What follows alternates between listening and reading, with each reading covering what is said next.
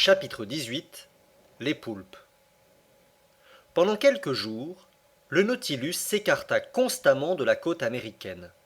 Il ne voulait pas, évidemment, fréquenter les flots du golfe du Mexique ou de la mer des Antilles. Cependant, l'eau n'eût pas manqué sous sa quille, puisque la profondeur moyenne de ces mers est de 1800 mètres. Mais probablement, ces parages semés d'îles et sillonnés de steamers ne convenaient pas au capitaine Nemo. Le 16 avril, nous eûmes connaissance de la Martinique et de la Guadeloupe à une distance de 30 milles environ. J'aperçus un instant leurs pitons élevés. Le Canadien, qui comptait mettre ses projets à exécution dans le golfe, soit en gagnant une terre, soit en accostant un des nombreux bateaux qui font le cabotage d'une île à l'autre, fut très décontenancé. La fuite eût été très praticable si Ned Land fût parvenu à s'emparer du canot à l'insu du capitaine Nemo, mais en plein océan, il ne fallait pas y songer. Le Canadien, Conseil et moi nous eûmes une assez longue conversation à ce sujet. Depuis 6 mois nous étions prisonniers à bord du Nautilus, nous avions fait 17 000 lieues, et comme le disait Ned Land, il n'y avait pas de raison pour que cela finît. Il me fit donc une proposition à laquelle je ne m'attendais pas. Ce fut de poser catégoriquement cette question au capitaine Nemo. Le capitaine comptait-il nous garder indéfiniment à son bord? Une semblable démarche me répugnait. Suivant moi, elle ne pouvait aboutir. Il ne fallait rien espérer du commandant du Nautilus, mais tout de nous seuls. D'ailleurs, depuis quelque temps, cet homme devenait plus sombre, plus retiré, moins sociable. Il paraissait m'éviter. Je ne le rencontrais qu'à de rares intervalles. Autrefois, il se plaisait à m'expliquer les merveilles sous-marines. Maintenant, il m'abandonnait à mes études et ne venait plus au salon. Quel changement s'était opéré en lui? Pour quelle cause? Je n'avais rien à me reprocher. Peut-être notre présence à bord lui pesait-elle? Cependant, je ne devais pas espérer qu'il fût homme à nous rendre la liberté. Je priai donc Ned de me laisser réfléchir avant d'agir. Si cette démarche n'obtenait aucun résultat, elle pouvait raviver ses soupçons, rendre notre situation pénible et nuire au projet du Canadien. J'ajouterai que je ne pouvais en aucune façon arguer de notre santé. Si l'on accepte la rude épreuve de la banquise du pôle Sud, nous ne nous étions jamais mieux portés, ni Ned, ni Conseil, ni moi. Cette nourriture saine, cette atmosphère salubre, cette régularité d'existence, cette uniformité de température ne donnaient pas prise aux maladies, et pour un homme auquel les souvenirs de la terre ne laissaient aucun regret, pour un capitaine Nemo qui est chez lui, qui va où il veut, qui par des voies mystérieuses pour les autres, non pour lui-même, marche à son but, je comprenais une telle existence. Mais nous n'avions pas rompu avec l'humanité.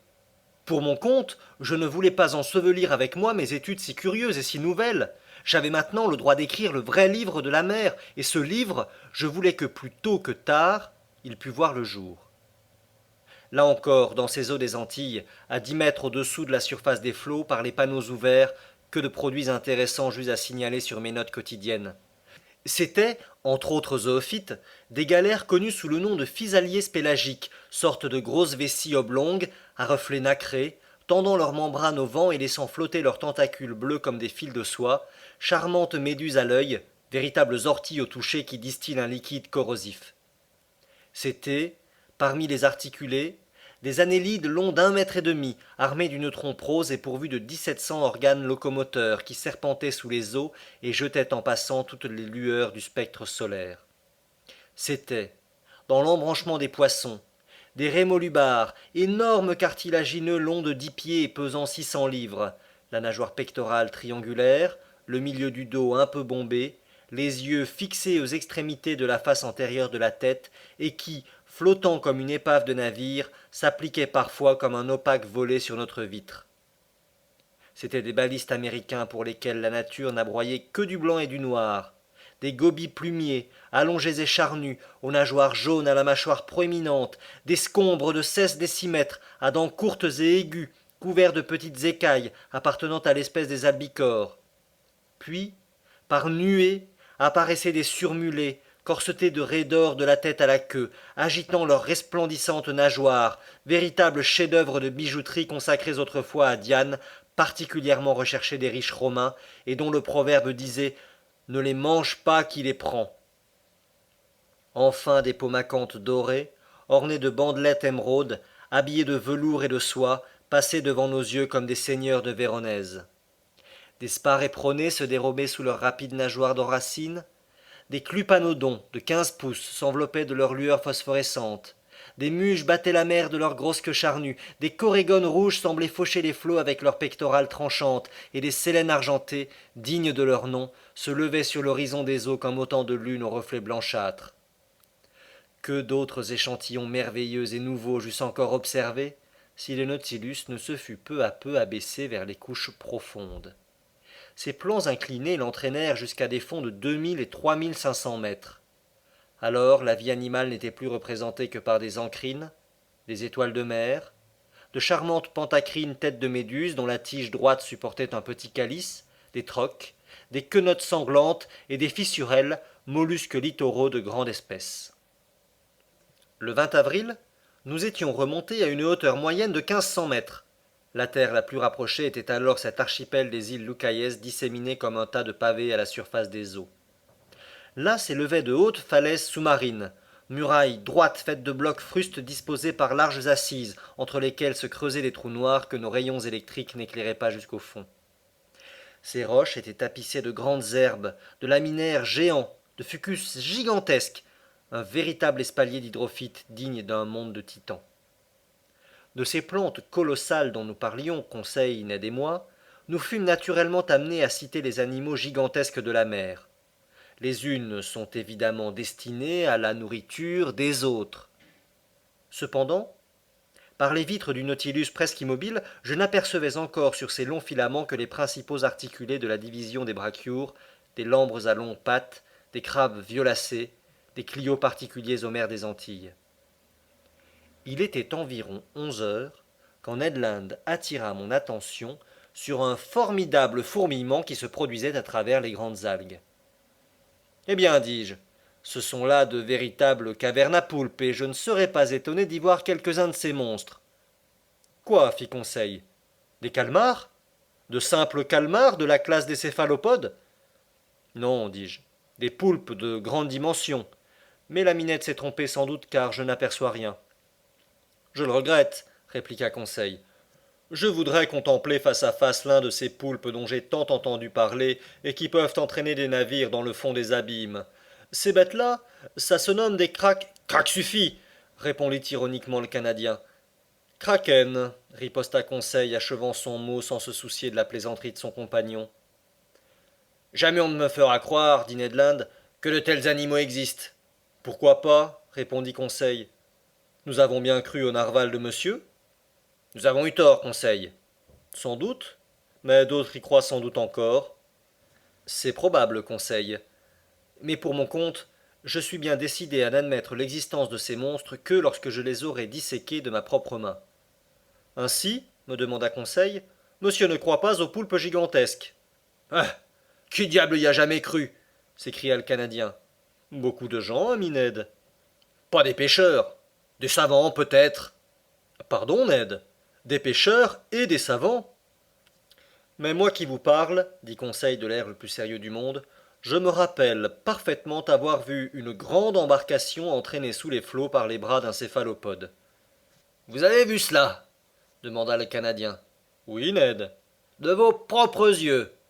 De mes propres yeux. Où, s'il vous plaît?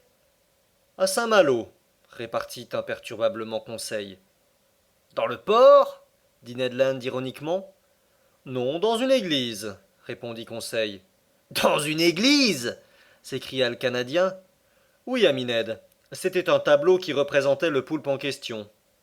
Bon, fit Ned Land éclatant de rire. Monsieur Conseil qui me fait poser.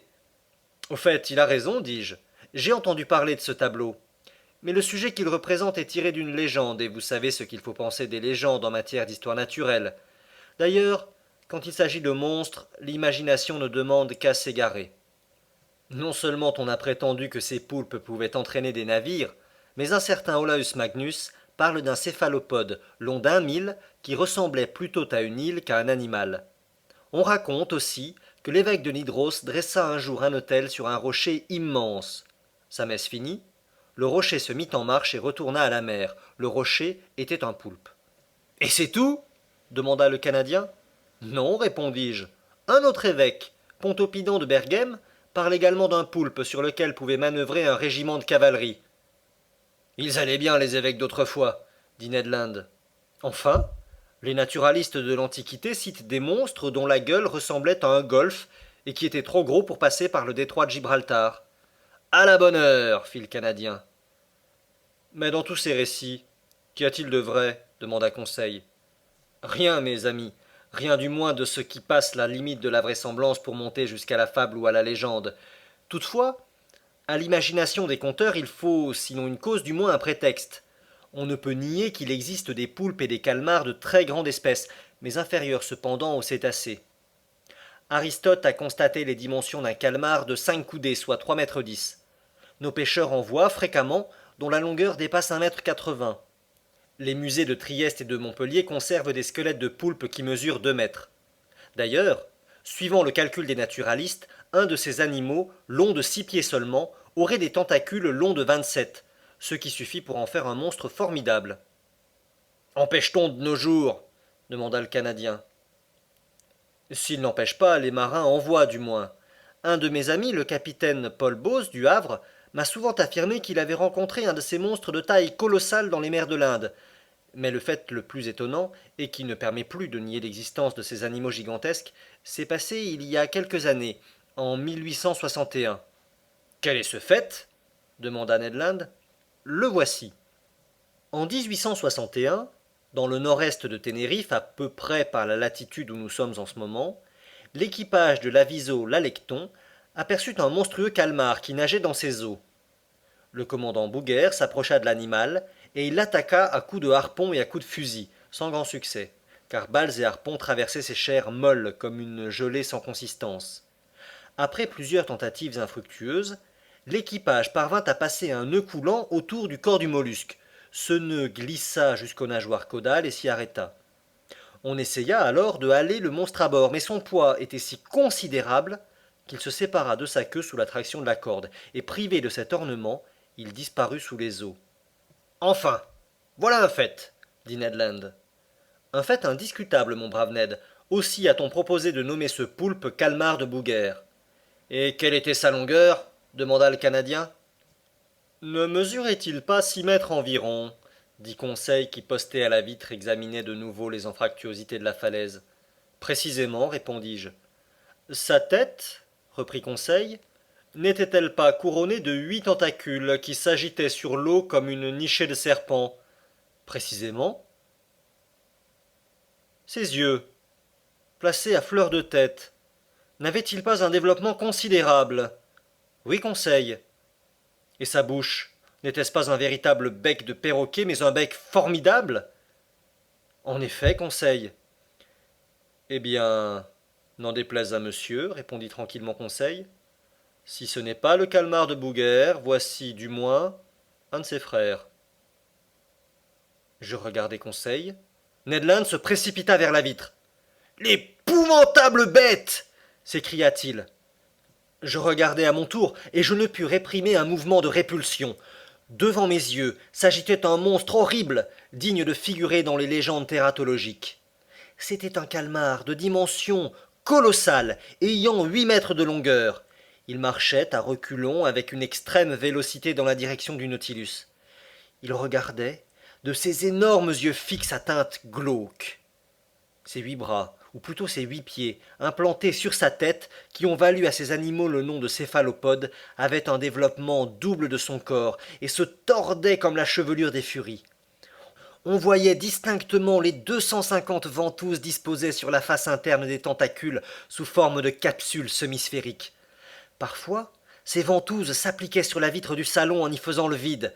La bouche de ce monstre, un bec de corne fait comme le bec d'un perroquet, s'ouvrait et se refermait verticalement.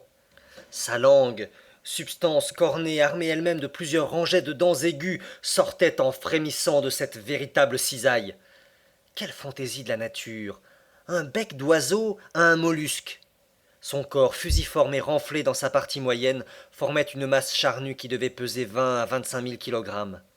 Sa couleur inconstante, changeante avec une extrême rapidité suivant l'irritation de l'animal, passait successivement du gris livide au brun rougeâtre. De quoi s'irritait ce mollusque? Sans doute de la présence de ce Nautilus plus formidable que lui, et sur lequel ses bras suceurs ou ses mandibules n'avaient aucune prise. Et cependant, quel monstre que ces poulpes! Quelle vitalité le Créateur leur a départie!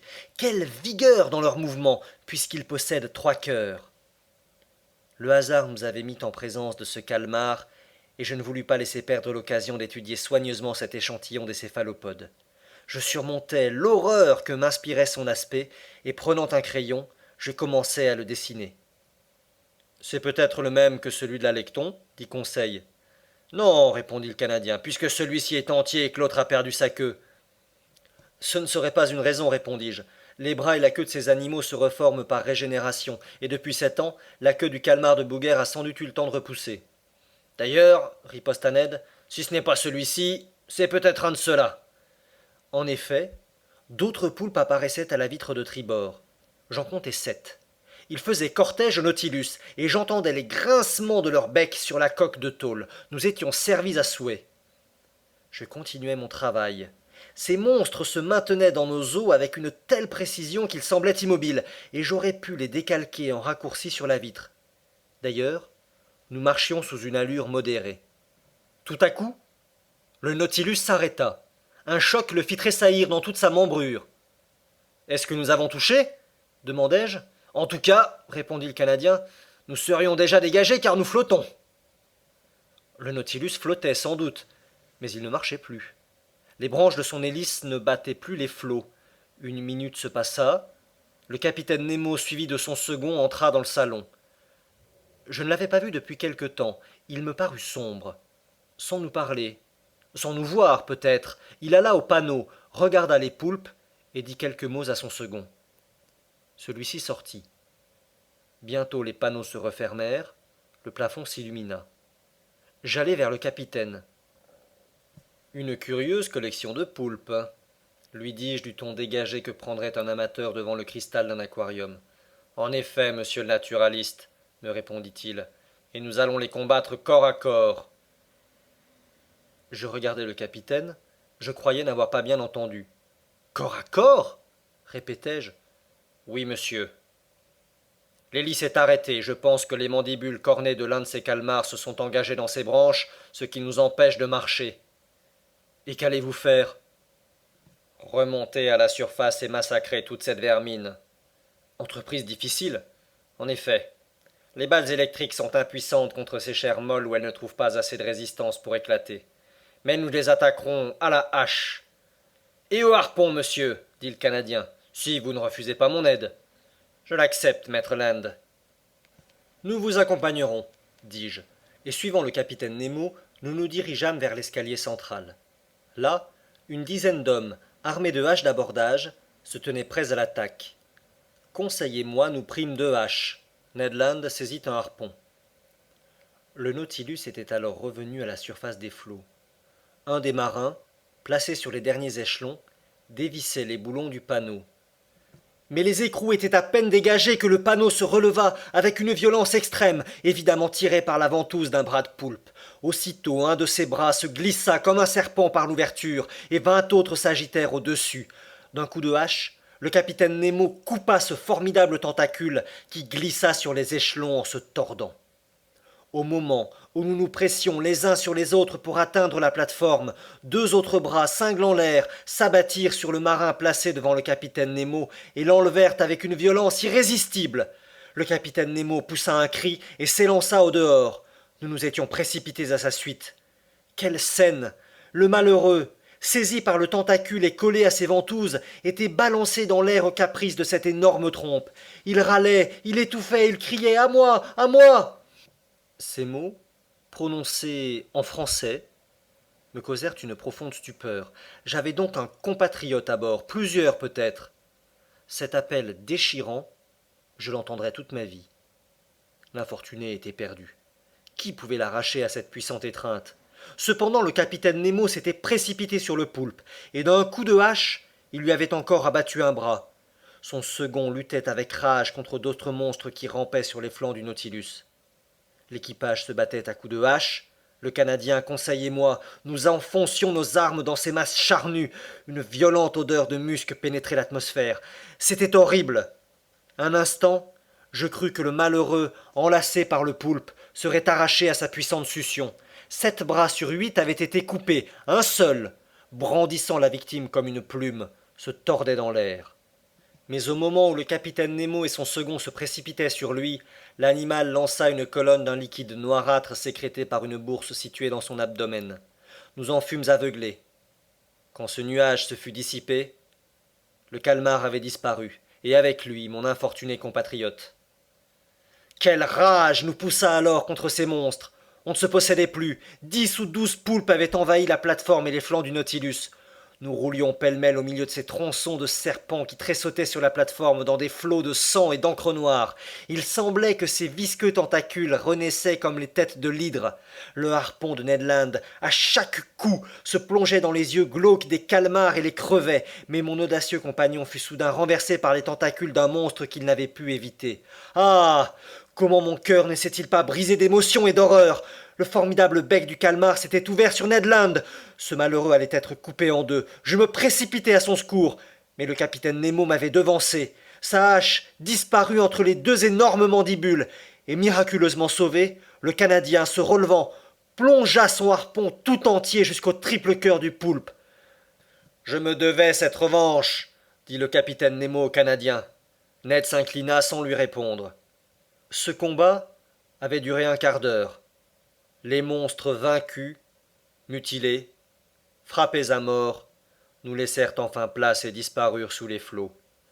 Le capitaine Nemo, rouge de sang, immobile près du fanal, regardait la mer qui avait englouti l'un de ses compagnons, et de grosses larmes coulaient de ses yeux.